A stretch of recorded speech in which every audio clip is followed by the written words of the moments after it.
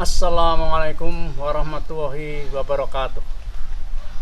Pemirsa yang saya hormati, selamat berjumpa dengan saya Sukoso DM dalam kegiatan Panggung Sengkuyung dalam segmen Kisah dan Hikmah.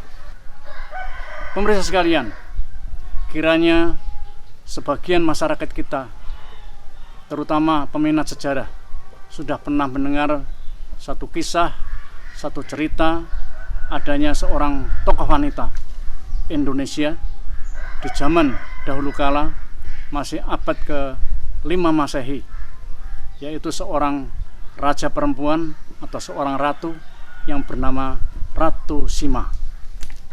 Ratu Sima adalah seorang raja yang menguasai kerajaan yang bernama Kalingga. Kalingga ini ternyata kemudian dalam berita-berita Cina disebut sebagai kerajaan Holing, yang banyak menulis tentang karya-karya dan kebijakan-kebijakan Ratu Sima pada zamannya.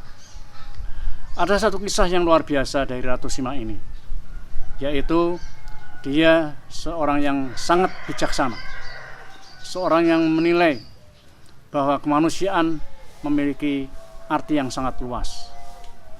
Dan dia juga seorang yang konsisten dalam melaksanakan hukum-hukum dalam negaranya,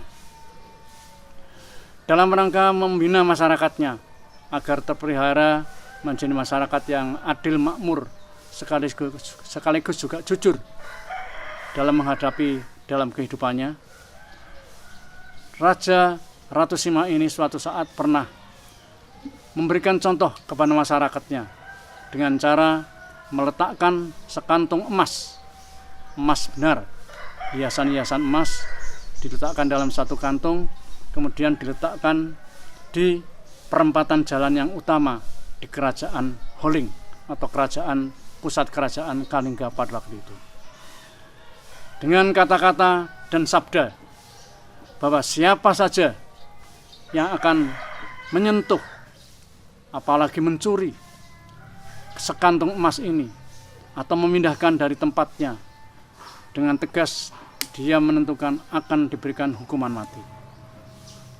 Demikianlah masyarakat semuanya diberitahu, disosialisasikan, yang pada akhirnya semuanya sudah tahu.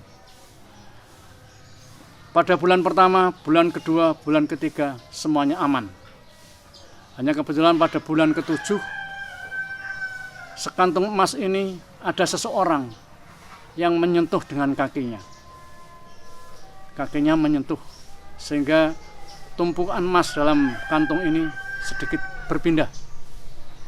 Kemudian setelah diselidiki, ternyata yang menyentuh dengan kakinya tidak lain adalah putra dari Ratu Sima sendiri, yang sebenarnya sudah merupakan putra mahkota yang kelak diidam-idamkan untuk menjadikan penggantinya. Kemudian suatu saat karena terjadi demikian, diadili di depan mahkamah kerajaan, yang intinya Ratu Sima tetap, meskipun ini anak mahkota saya, tetap harus dihukum mati. Namun demikian, para menteri, para pejabat kerajaan pada waktu itu kemudian menginterupsi, menyela, bagaimanapun ini tidak terlalu adil, karena hanya menyentuh sedikit saja, kenapa harus dihukum mati. Akhirnya melalui musyawarah yang sangat alot, namun dengan putusan yang bijaksana, akhirnya Ratu Sima menyerahkan pada menteri-menterinya, akan dihukum apa, kami silahkan untuk bisa dilakukan. Akhirnya setelah para menteri bermusyawarah, langkah yang terbaik adalah dengan kaki yang tadi menyentuh tumpukan emas tadi, itulah yang dipotong. Kemudian Ratu Sima setuju dengan usulan itu. Akhirnya hukuman dilakukan, benar-benar dilaksanakan dalam bentuk mengubah hukuman mati menjadi hukuman potong kaki saja.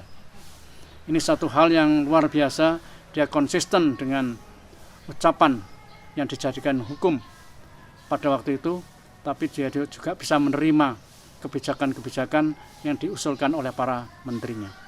Inilah yang kemudian menjadi sangat terkenal karena keputusan-keputusannya di dalam berbagai hal ini menjadikan Ratu Sima sangat terkenal sampai ke daratan Cina, sampai ke Asia pada umumnya, sehingga banyak tertulis dalam sejarah-sejarah masyarakat dunia, termasuk berita-berita Cina banyak menceritakan peristiwa ini.